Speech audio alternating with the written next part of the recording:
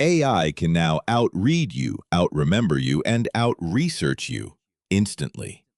And you can feel it. A dozen tabs open, 3 half-read articles, a brain that's full but foggy. Not more input, not more tools, not more speed. The one move that still makes you valuable is the opposite of everything you were trained to do. Get worse at doing more. We were sold the opposite our whole lives. More information, more skills, more input, and now, in the age of AI, that flood is infinite.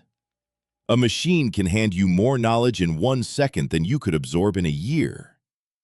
So here's the uncomfortable truth. When everyone can access everything, knowing more stops being an edge. The advantage moves to something far rarer: the ability to choose what to ignore. That sounds small, it isn't.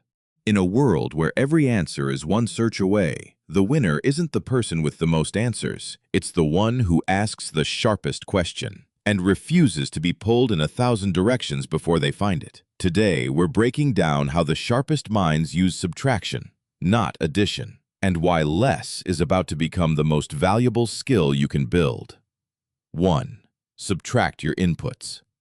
Most people try to get smarter by consuming more. More podcasts at double speed, more newsletters, more scrolling, quietly rebranded as staying informed. It feels productive. It even feels responsible. But consuming information and understanding it are not the same act. One fills your head. The other changes your mind. And your attention is a fixed budget, and every input spends it. Back in 1971, the economist Herbert Simon said it perfectly. A wealth of information creates a poverty of attention. He saw your phone coming 50 years before it existed. Think about that. The problem was never a lack of information. It was a flood of it, drowning the one resource you can't buy more of. So the smartest move in a world of endless content isn't reading faster. It's cutting harder. Choosing a few deep sources and ignoring the rest on purpose. Try this. Cut your information diet in half and spend the freed hours thinking about what you already took in. Insight doesn't come from the next article. It comes from sitting with the last one. 2. Do one thing at a time. We treat multitasking like a talent. It isn't. When you jump from one task to another, part of your mind stays stuck on the first. Psychologists call it attention residue, and research by Sophie Leroy found it measurably lowers your performance on whatever you turn to next. And it isn't a small tax.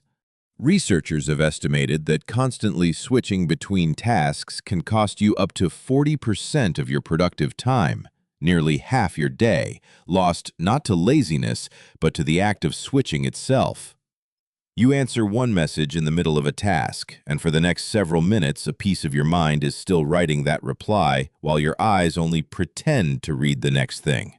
You're never fully on either thing. You just feel busy. Real thinking happens in single focus, in that boring stretch where one problem gets your entire mind. It feels slow. It's actually the fastest route there is. Try this. One task, one tab, one window, until it's finished. Every time your hand reaches for something else, that reach is the enemy. 3. Go deep before you go wide. The internet rewards dabbling, a little of everything, mastery of nothing. But depth is where the value hides. When you push past the surface of one subject, you start seeing patterns that beginners simply can't. And those patterns quietly transfer everywhere else. That's why the most adaptable people almost always mastered something deeply first. Think of a chess master. They don't see more pieces on the board than you do. They see fewer things, because years of depth taught their brain to compress the chaos into a handful of familiar patterns. Psychologists call it chunking. That's what depth actually buys you.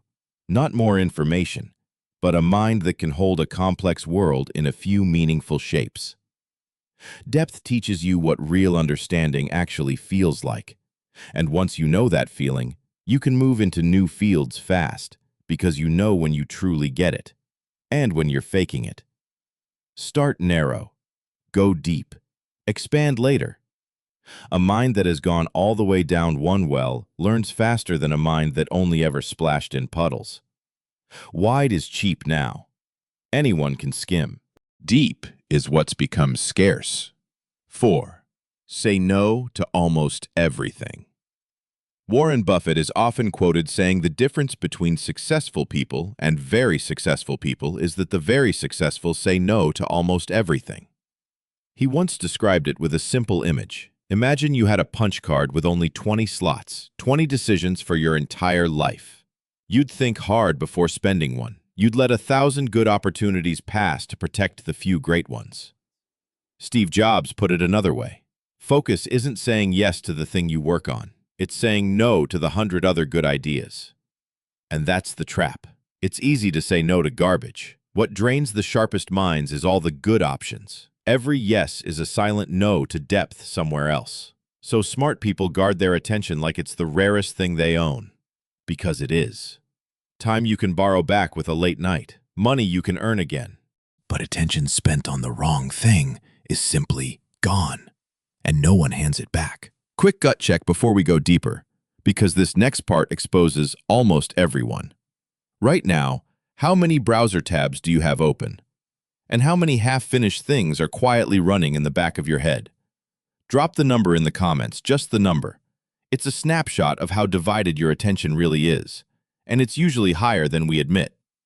Now, let's keep going. 5. Protect the deep block.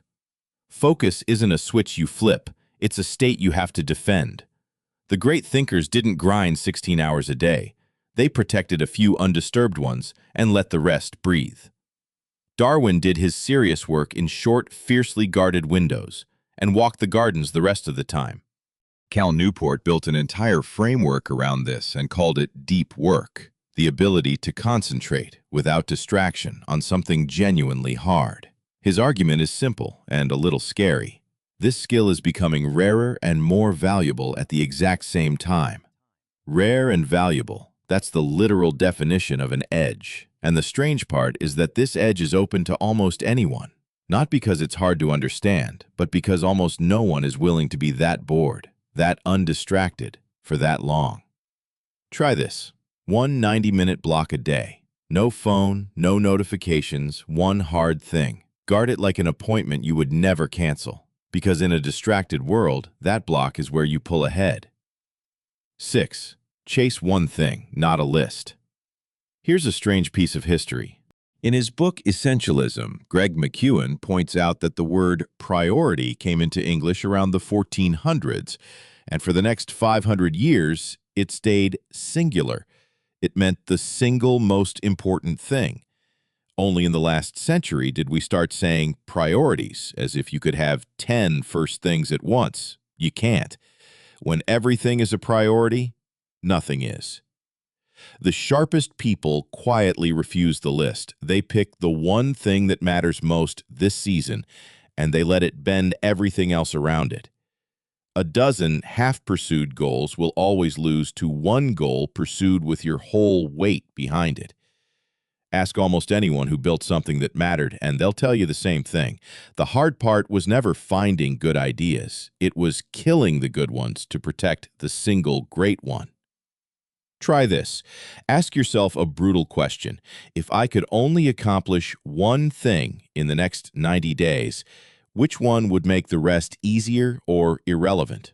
Then treat everything competing with it as noise. 7. Let the machine handle the shallow. Here's where all of this collides with AI. A machine can now do the shallow work, summarizing, searching, drafting, remembering, faster than you ever will. So competing on volume is a race you've already lost. But there's one thing AI still can't do. It can't decide what actually matters. It can't taste. It can't tell you which question is even worth asking. Hand 100 articles to a machine and it will summarize every one of them. It will not tell you that 98 of them were a waste of your time. Knowing which two to actually read, that's a human call, and it comes from taste built by depth. That judgment only comes from a mind that has gone deep and thought slowly. So the people who win with AI aren't the ones using it to do more. They're the ones using it to clear away the noise, so they can pour themselves into the few things only a human can do. So let's name the shift honestly. For almost all of history, the advantage went to whoever could gather and remember the most. The person who had read more, memorized more, collected more, that person won. That world is ending in front of us. When knowledge is infinite and instant, hoarding it is worth nothing. A hard drive can hold more facts than you ever will, and now it can talk back. Trying to beat a machine at holding information is like trying to outlift a forklift. You will lose, and exhausting yourself in the attempt is the real trap. The new advantage belongs to whoever can subtract. Cut the noise, ignore the irrelevant, and pour a whole mind into the handful of things that matter. Focus was always powerful, but in the age of AI, focus stops being a productivity trick. It becomes the last real edge that's still yours. Because being smart was never about how much you could hold. It's about what you're willing to let go of. Every input you refuse, every task you drop, every good idea you turn down, that isn't you falling behind. That's you clearing space for depth. And depth is the one place a distracted world can't follow you. Look at anyone whose work you actually admire, and you'll find the same quiet pattern underneath it. They went deep on a few things and calmly ignored almost everything else. In the moment, it never looked impressive. It looked like missing out. It was the opposite. The world is going to keep shoving more at you. More content, more tools, more noise, forever. It will call that progress. And the sharpest thing you can do, quietly, is choose less. Not because you can't handle more, but because you finally understand that less is where the thinking actually happens. But focus has an enemy I haven't named yet, and it isn't your phone. It's a habit hiding inside your own head that pulls your mind apart even in a silent room. That's exactly what the next video breaks down. So subscribe and stay for it, because protecting your attention is worth doing right. And before you go, tell me in the comments, what's the one thing you're going to focus on? And what are you finally saying no to? Naming it out loud is where it starts. In a world begging you to want more, choosing less is the sharpest move you'll ever make.